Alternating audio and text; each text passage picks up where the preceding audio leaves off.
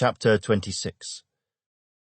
Now it came to pass, when Jesus had finished all these sayings, that he said to his disciples, You know that after 2 days is the Passover, and the Son of Man will be delivered up to be crucified. Then the chief priests, the scribes, and the elders of the people assembled at the palace of the high priest, who was called Caiaphas, and plotted to take Jesus by trickery and kill him. But they said, Not during the feast, lest there be an uproar among the people. And when Jesus was in Bethany, at the house of Simon the leper, a woman came to him, having an alabaster flask of very costly fragrant oil, and she poured it on his head as he sat at the table. But when his disciples saw it, they were indignant, saying, Why this waste? For this fragrant oil might have been sold for much and given to the poor. But when Jesus was aware of it, he said to them, Why do you trouble the woman? For she has done a good work for me. For you have the poor with you always, but me you do not have always. For in pouring this fragrant oil on my body, she did it for my burial. Assuredly, I say to you, wherever this gospel is preached in the whole world, what this woman has done will also be told as a memorial to her. Then one of the 12, called Judas Iscariot, went to the chief priests and said, What are you willing to give me if I deliver him to you? And they counted out to him 30 pieces of silver. So from that time he sought opportunity to betray him. Now on the first day of the feast of the unleavened bread, the disciples came to Jesus, saying to him, Where do you want us to prepare for you to eat the Passover? And he said, Go into the city to a certain man, and say to him, The teacher says, My time is at hand. I will keep the Passover at your house with my disciples. So the disciples did as Jesus had directed them, and they prepared the Passover. When evening had come, he sat down with the 12. Now as they were eating, he said, Assuredly, I say to you, one of you will betray me. And they were exceedingly sorrowful, and each of them began to say to him, Lord, is it I? He answered and said, He who dipped his hand with me in the dish will betray me. The Son of Man indeed goes just as it is written of him. But woe to that man by whom the Son of Man is betrayed. It would have been good for that man if he had not been born. Then Judas, who was betraying him, answered and said, Rabbi, is it I? He said to him, You have said it. And as they were eating, Jesus took bread, blessed and broke it, and gave it to the disciples, and said, Take, eat. This is my body. Then he took the cup, and gave thanks, and gave it to them, saying, Drink from it, all of you. For this is my blood of the new covenant, which is shed for many for the remission of sins. But I say to you, I will not drink of this fruit of the vine from now on, until that day when I drink it new with you in my Father's kingdom. And when they had sung a hymn, they went out to the Mount of Olives. Then Jesus said to them, All of you will be made to stumble because of me this night. For it is written, I will strike the shepherd, and the sheep of the flock will be scattered. But after I have been raised, I will go before you to Galilee. Peter answered and said to him, Even if all are made to stumble because of you, I will never be made to stumble. Jesus said to him, Assuredly, I say to you that this night, before the rooster crows, you will deny me 3 times. Peter said to him, even if I have to die with you, I will not deny you." And so said all the disciples. Then Jesus came with them to a place called Gethsemane, and said to the disciples, "Sit here, while I go and pray over there." And he took with him Peter and the 2 sons of Zebedee, and he began to be sorrowful and deeply distressed. Then he said to them, "My soul is exceedingly sorrowful, even to death. Stay here and watch with me." He went a little farther, and fell on his face, and prayed, saying, "O my Father, if it is possible, let this cup pass from me. Nevertheless, not as I will, but as you will." Then he came to the disciples and found them sleeping, and said to Peter, "What, could you not watch with me 1 hour? Watch and pray, lest you enter into temptation. The spirit indeed is willing, but the flesh is weak." Again, a second time, he went away and prayed, saying, "O my Father, if this cup cannot pass away from me unless I drink it, your will be done." And he came and found them asleep again, for their eyes were heavy. So he left them, went away again, and prayed the 3rd time, saying the same words.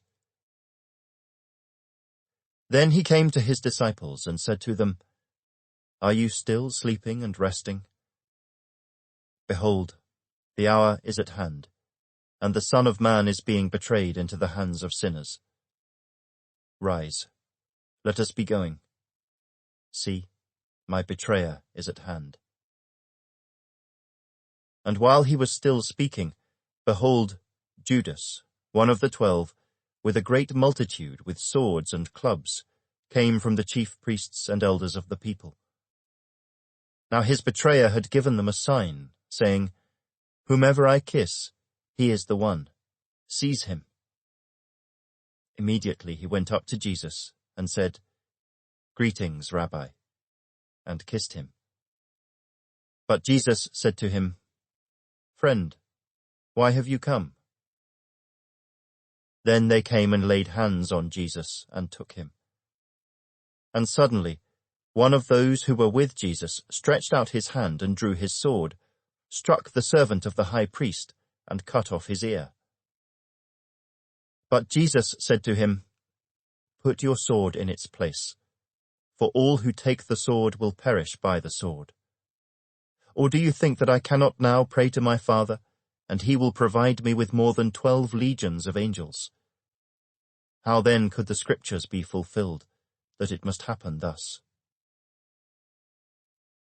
In that hour, Jesus said to the multitudes, "Have you come out, as against a robber, with swords and clubs to take me? I sat daily with you, teaching in the temple, and you did not seize me. But all this was done that the Scriptures of the prophets might be fulfilled." Then all the disciples forsook him and fled. And those who had laid hold of Jesus led him away to Caiaphas the high priest, where the scribes and the elders were assembled. But Peter followed him at a distance to the high priest's courtyard. And he went in and sat with the servants to see the end. Now the chief priests, the elders, and all the council sought false testimony against Jesus to put him to death, but found none. Even though many false witnesses came forward, they found none. But at last 2 false witnesses came forward and said, "This fellow said, 'I am able to destroy the temple of God and to build it in 3 days.'" And the high priest arose and said to him, "Do you answer nothing? What is it these men testify against you?" But Jesus kept silent. And the high priest answered and said to him, "I put you under oath by the living God. Tell us if you are the Christ, the Son of God." Jesus said to him, "It is as you said." Nevertheless, I say to you, hereafter you will see the Son of Man sitting at the right hand of the power, and coming on the clouds of heaven." Then the high priest tore his clothes, saying, "He has spoken blasphemy. What further need do we have of witnesses? Look, now you have heard his blasphemy. What do you think?" They answered and said, "He is deserving of death." Then they spat in his face and beat him. And others struck him with the palms of their hands, saying, "Prophesy to us, Christ. Who is the one who struck you?" Now Peter sat outside in the courtyard, and a servant girl came to him, saying, "You also were with Jesus of Galilee." But he denied it before them all, saying, "I do not know what you are saying." And when he had gone out to the gateway, another girl saw him, and said to those who were there, "This fellow also was with Jesus of Nazareth." But again he denied with an oath, "I do not know the man." And a little later, those who stood by came up and said to Peter, "Surely you also are one of them, for your speech betrays you." Then he began to curse and swear, saying, "I do not know the man." Immediately a rooster crowed. And Peter remembered the words of Jesus, who had said to him, "Before the rooster crows, you will deny me 3 times." So he went out and wept bitterly.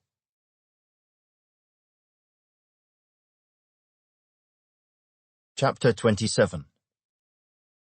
When morning came, all the chief priests and elders of the people plotted against Jesus to put him to death.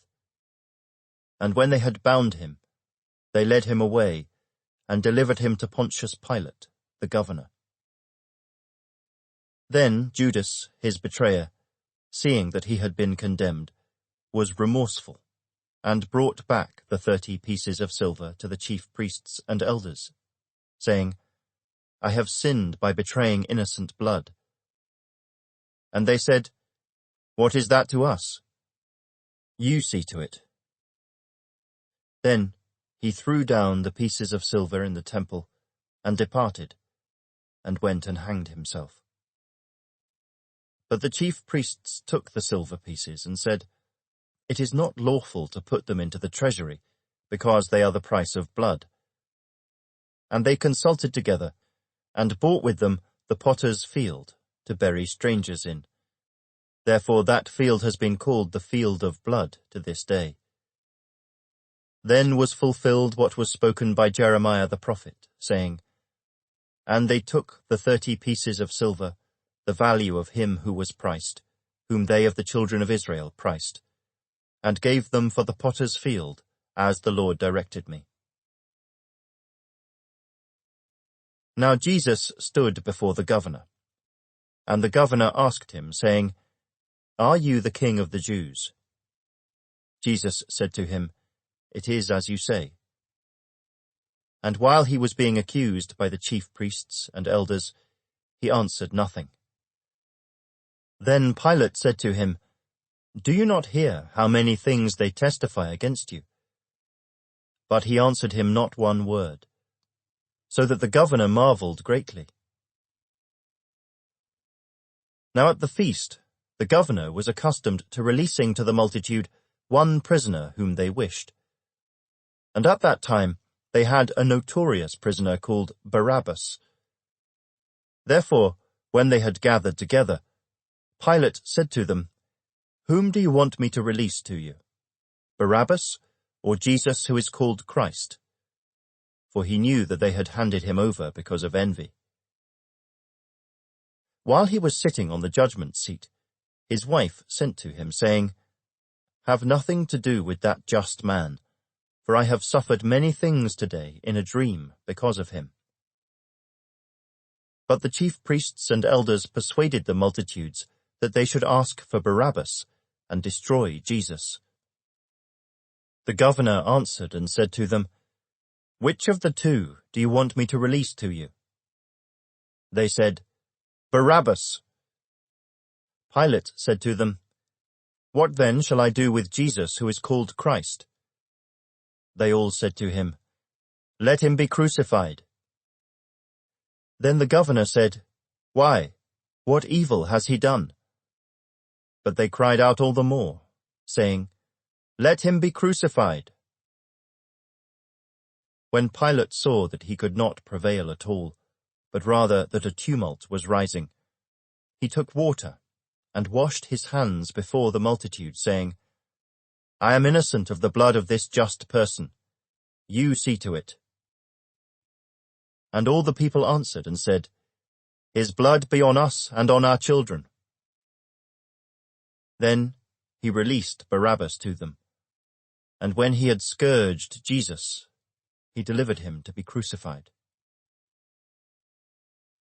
Then the soldiers of the governor took Jesus into the praetorium and gathered the whole garrison around him. And they stripped him and put a scarlet robe on him. When they had twisted a crown of thorns, they put it on his head, and a reed in his right hand. And they bowed the knee before him and mocked him, saying, "Hail, King of the Jews!" Then they spat on him, and took the reed, and struck him on the head. And when they had mocked him, they took the robe off him, put his own clothes on him, and led him away to be crucified. Now as they came out, they found a man of Cyrene, Simon by name. Him they compelled to bear his cross. And when they had come to a place called Golgotha, that is to say, place of a skull, they gave him sour wine mingled with gall to drink. But when he had tasted it, he would not drink. Then they crucified him, and divided his garments, casting lots, that it might be fulfilled which was spoken by the prophet, "They divided my garments among them, and for my clothing they cast lots." Sitting down, they kept watch over him there. And they put up over his head the accusation written against him, "This is Jesus, the King of the Jews." Then 2 robbers were crucified with him, one on the right and another on the left. And those who passed by blasphemed him, wagging their heads and saying, "You who destroy the temple and build it in 3 days, save yourself. If you are the Son of God, come down from the cross." Likewise the chief priests also, mocking with the scribes and elders, said, "He saved others. Himself he cannot save. If he is the King of Israel, let him now come down from the cross, and we will believe him. He trusted in God. Let him deliver him now, if he will have him. For he said, 'I am the Son of God.'" Even the robbers who were crucified with him reviled him with the same thing. Now from the 6th hour until the 9th hour there was darkness over all the land. And about the 9th hour Jesus cried out with a loud voice, saying, "Eli, Eli, lama sabachthani?" That is, my God, why have you forsaken me?" Some of those who stood there, when they heard that, said, "This man is calling for Elijah." Immediately one of them ran and took a sponge, filled it with sour wine, and put it on a reed, and offered it to him to drink. The rest said, "Let him alone. Let us see if Elijah will come to save him."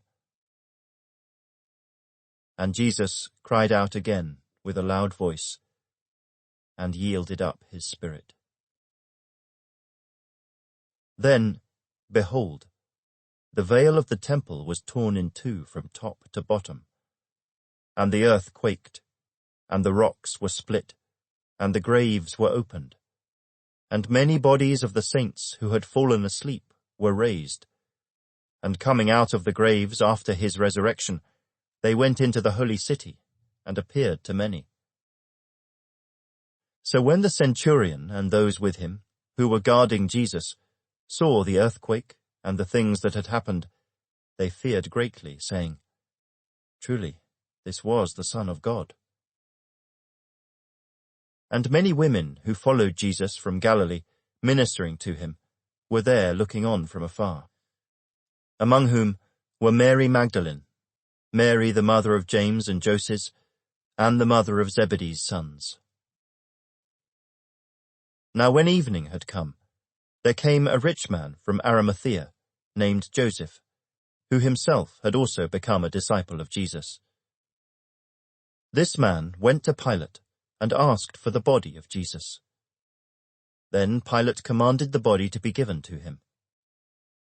When Joseph had taken the body, he wrapped it in a clean linen cloth, and laid it in his new tomb, which he had hewn out of the rock. And he rolled a large stone against the door of the tomb, and departed. And Mary Magdalene was there, and the other Mary, sitting opposite the tomb. On the next day, which followed the day of preparation, the chief priests and Pharisees gathered together to Pilate, saying, "Sir, we remember, while he was still alive, how that deceiver said, 'After 3 days I will rise.' Therefore command that the tomb be made secure until the 3rd day, lest his disciples come by night and steal him away, and say to the people, 'He has risen from the dead.' So the last deception will be worse than the first." Pilate said to them, "You have a guard. Go your way, make it as secure as you know how." So they went and made the tomb secure, sealing the stone and setting the guard.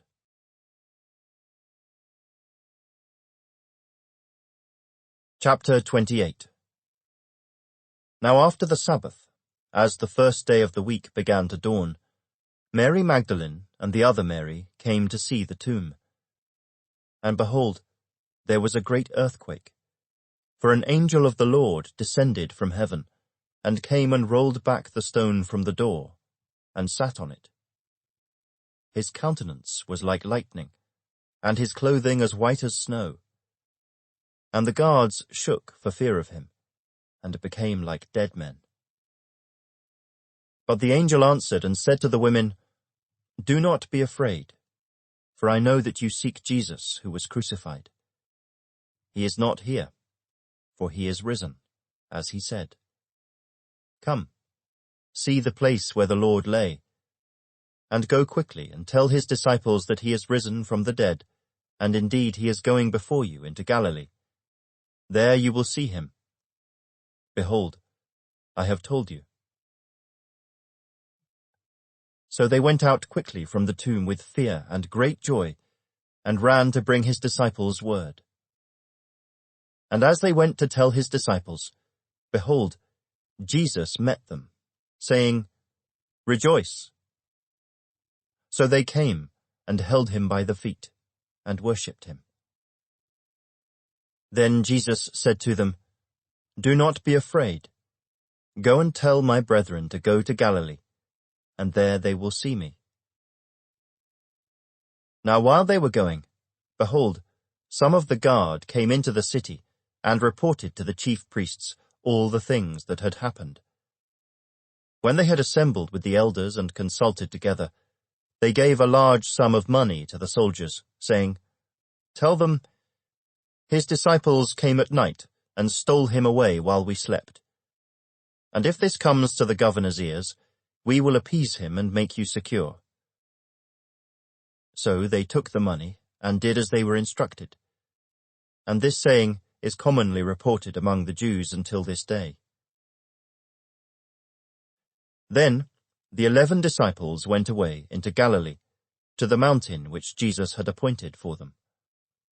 When they saw him, they worshipped him, but some doubted. And Jesus came and spoke to them, saying, "All authority has been given to me in heaven and on earth. Go, therefore, and make disciples of all the nations, baptizing them in the name of the Father and of the Son and of the Holy Spirit, teaching them to observe all things that I have commanded you. And lo, I am with you always, even to the end of the age. Amen.